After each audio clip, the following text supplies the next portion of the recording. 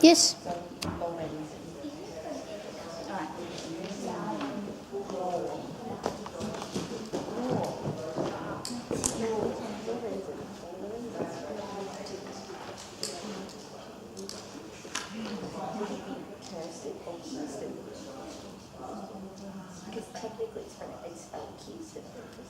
Alright, so we want to have a look at some turns, some turn progressions, some turn techniques for both floor and for beam.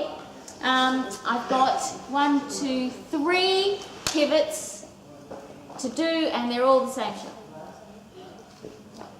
Quick then. It's one shape.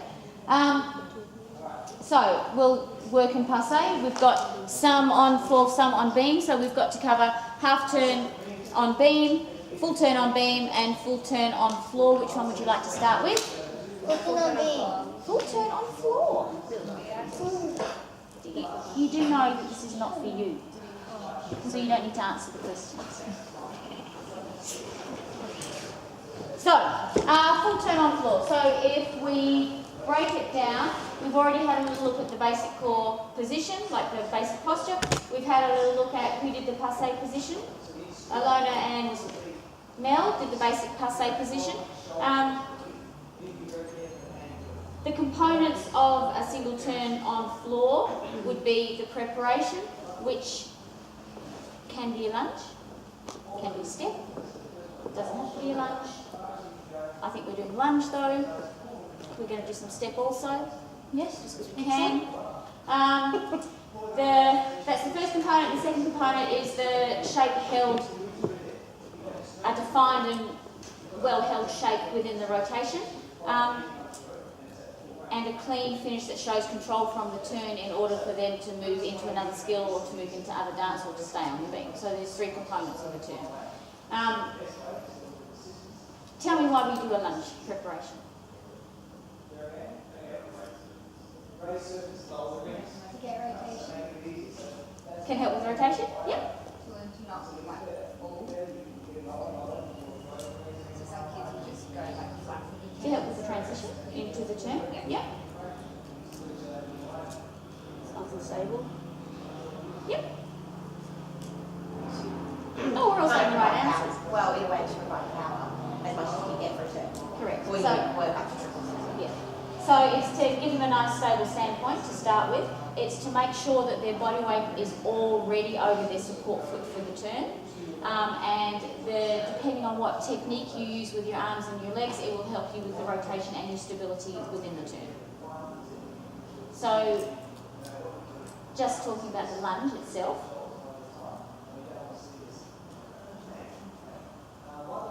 From the lunge position into the turn, somebody, and not Zoe, can somebody give me how my body moves from this position into the passe shape?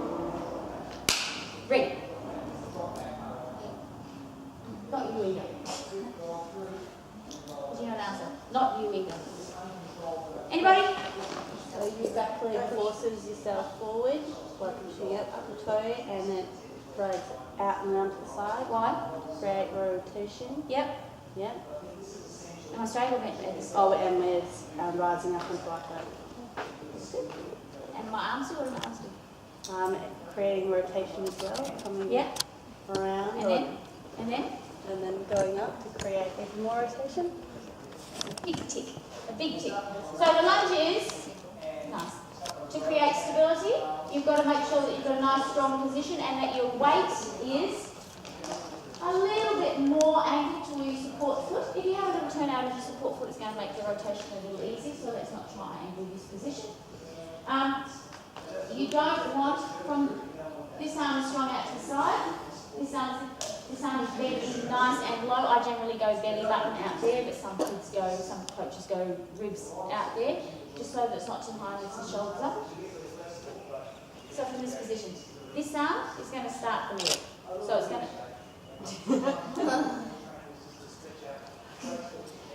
So it's going to push forward to extend your body at the same time as you transfer your weight fully onto your front leg. It is then going to initiate the rotation, but it has to be a nice, strong push out and around It can't be jerky because that's going to throw you off balance. It has to be a push, not a throw, is what I say to my kids. So you want to push it around so that it takes your body around first. You don't want them to throw it because that'll affect the stability of the core. This, I'm just doing arms, sorry.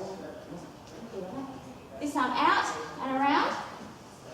Now you've got some choices here of what is going, with your arm positions, what is going to create the ideal rotating shape that's going to be easy for them to rotate. We have this shape, more often than not, because we don't actually train fifth position very often. We train some of this. During a rotation, it's very difficult because they're the ones who hold this position. I get this, I get this. So, for me, and for the dark side, it is probably easier if they pull in and down. And that one's better for beam too because it keeps you into the beam a little more. So, from this position, we're just talking arm technique, arabesque, arm out during the rondejambe, turn, turn, turn, pull in on the releve, and you want to pull it nice and tight into your body so you've got just a nice straight line over the beam. Leg position.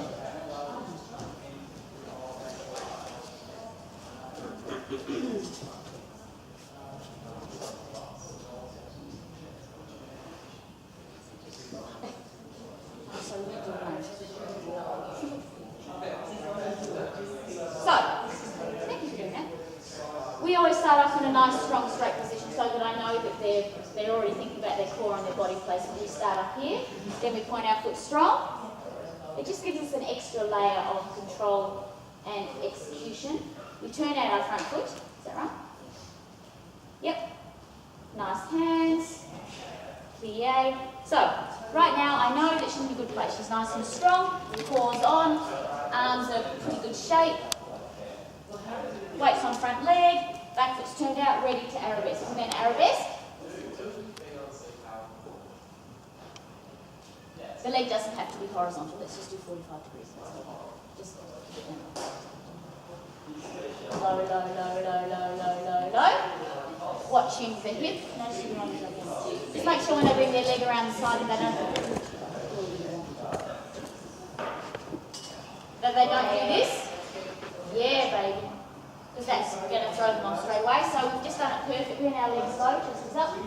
Let's just go up into arms in, arms in, arms in. In.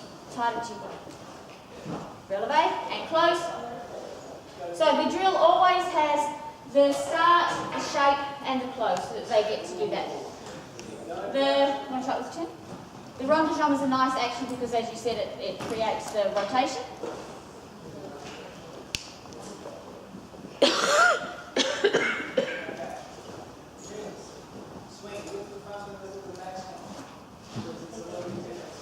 Thank you. Got it. So as the leg comes to horizontal or 45, your choice, and pulls into passe, the arms snap down. She grows. She grows as tall as she possibly can. Tall, tall, tall, tall, tall, tall, tall. She then closes without step. Arms go second to stop the rotation and to be stable after the skill. So that's the way that we do the turn. And we're finding that this technique is the national direction. So this is a pegging set turn from right at the top, and it's starting to filter, well it has filtered all the way down, and it's proven to be quite a successful technique. It's a little bit different to a classical technique because we do more arabesque stuff before we come around, but it's a nice strong technique for these kids to use. The other technique is piqué passe. So this is another one for floor and for beam. Then once you pass the roll vertical, you drive the heels very strongly up. And at the same time here, what's happening? It doesn't require as much technique.